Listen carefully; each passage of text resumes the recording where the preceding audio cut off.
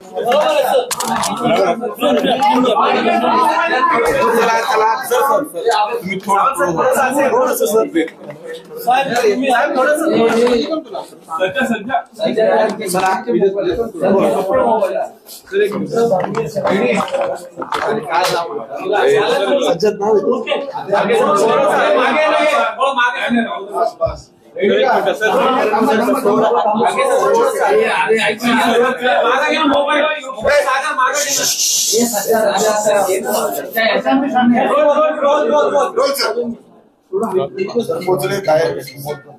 रोजी संध्याकाळी 4 वाजेच्या सुमारास, बाद में हिंदी देता हूँ, अभी पूरा देता आज रोजी 4 वाजेच्या सुमारास पुणे पोलीस कंट्रोल रूमला कॉल आला की माजी मंत्री महोदय तानाजी सावंत साहेबांचे मुलगा ऋषिराज सावंत हे कोणी अज्ञात व्यक्ती यांना घेऊन गेलेले आहे।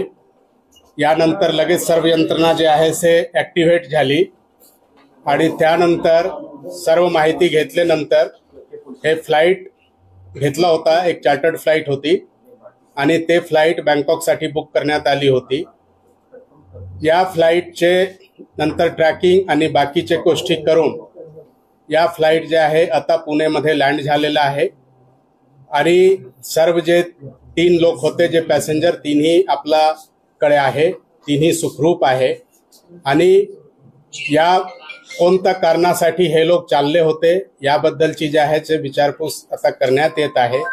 विचारपूस केल्यानंतर आपल्याला पूर्ण माहिती मिळणार आहे की काय पर्पस होता, कशासाठी चालले होते, घरी का सांगितलं नाही, हे सर्व जे प्रश्न आहे ते सर्व आता विचारपूस केल्यानंतर मिळणार आहे। आता जे सावंत साहेबांचे कुटुंबियांचे जे हे होता की मुलगा कुठे आहे, कसा गेले, ते आता मुलगा सुखरूप आलेला आहे। त्यांच्यासोबत जे त्यांचे 2 मित्र होते तेही परत आलेले आहे। आता फक्त जे पुढची आपल्याला माहिती त्यांच्याकडून पाहिजे की काय कारणास्तव ते बाहेर चाललेले होते, तर ते आता पुढच्या विचारपूस मध्ये येणार आहे।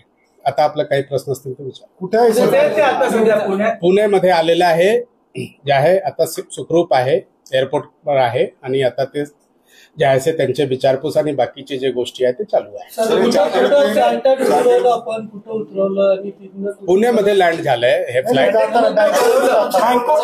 कुठे उतरले नाही, बँकॉक पर्यंत विमान गेलं होतं ते कुठून परत आलं आणि आता कुठे नाही उतरवला। इथे पुण्यावरून बँकॉकला चालले होते, मधून त्यांना जे आहे बाकी सर्व यंत्रणा कोऑर्डिनेट होऊन ते परत जे आहे पुणे एअरपोर्टवर लँड झालेले आहे। सर्व लोक सुखरूप आहे, सर्वांची बोलणी झालेली आहे, सर्व ओके आहे। फक्त काय कारण होता नेमके जाण्याचे ते नंतर थोडासा विचारपूस केल्यानंतर आपल्याला किडनॅपिंगचा गुन्हा दाखल केलेला आहे।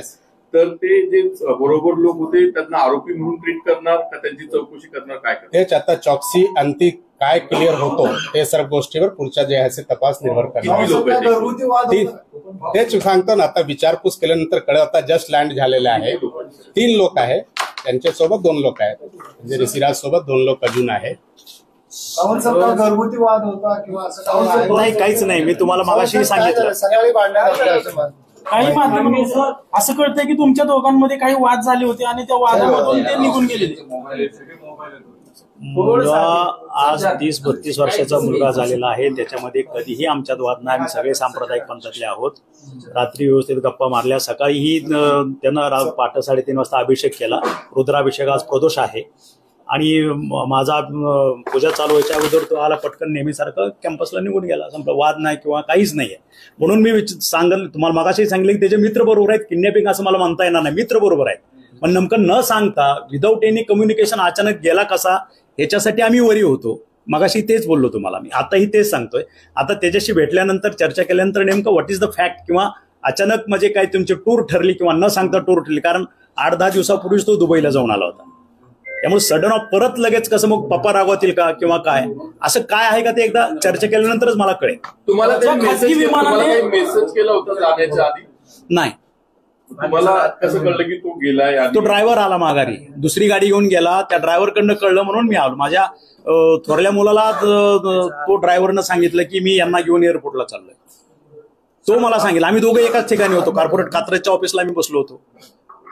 असं काही आहे का? जे खासगी विमानाने जे गेलेले आहेत क्षेत्रांना वेठीस धरली गेली असं अजिबात नाही, अजिबात नाही. तासाभरात किडनॅपिंगचा गुन्हा पण दाखल केला ना. नाही, तुम्ही ठीक आहे ना, म्हणता की समजेल ना. kidnap झाले नाही साहेब, पण तासाभरात तो गुन्हा पण दाखल केला त्यांनी. ठीक आहे ना. आता जे काही वरी एक बाप म्हणून जे काही एक कॉशियस होणं गरजेचं आहे ते झालं. असं पोलिसाच्या पद्धतीने हे करतील. एक मिनिट, पहिला जे इन्फॉर्मेशन हा. होतं ते तसंच प्रकारचे होतं की कोणी अज्ञात लोक त्यांना घेऊन गेले. यांनाही त्या फोन आला होता आधारावर तसंच.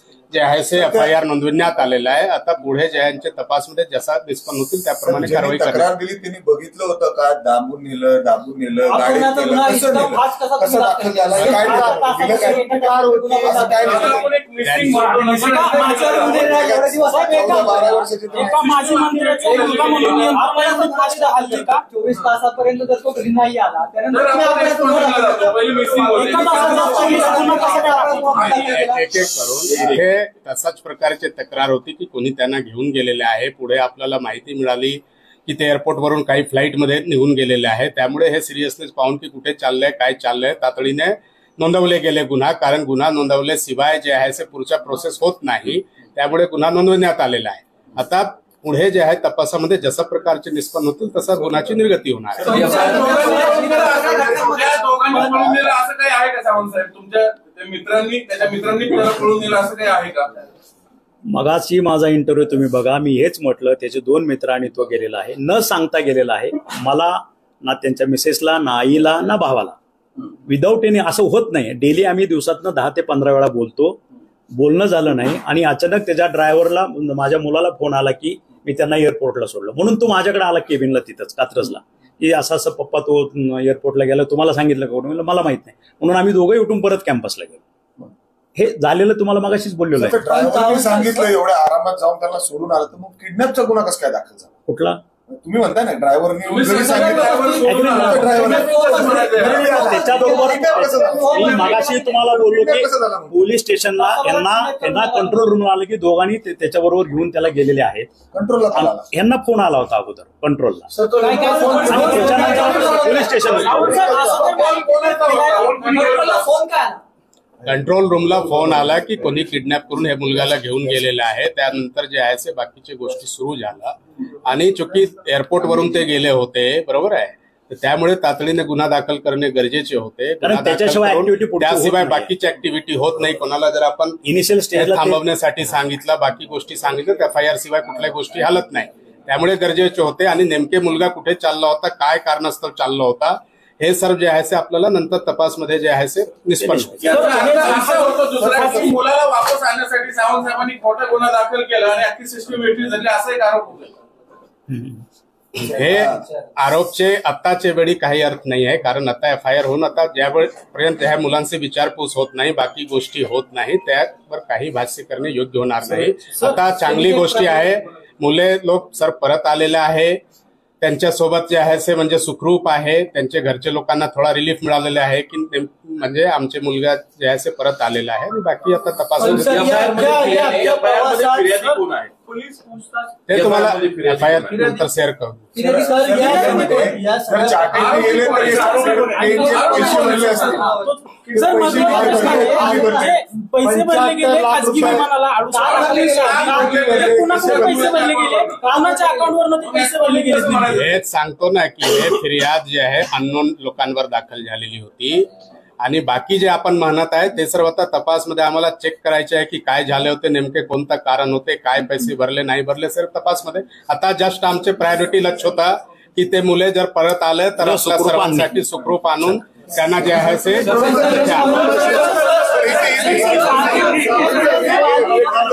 मैं देता हूँ हिंदी देता हूँ. त्या मुलाची बाजू तरी आपण जाणून घेतली का या सगळ्या प्रक्रियेमध्ये? त्या मुलाची बाजू तरी जाणून घेतली का?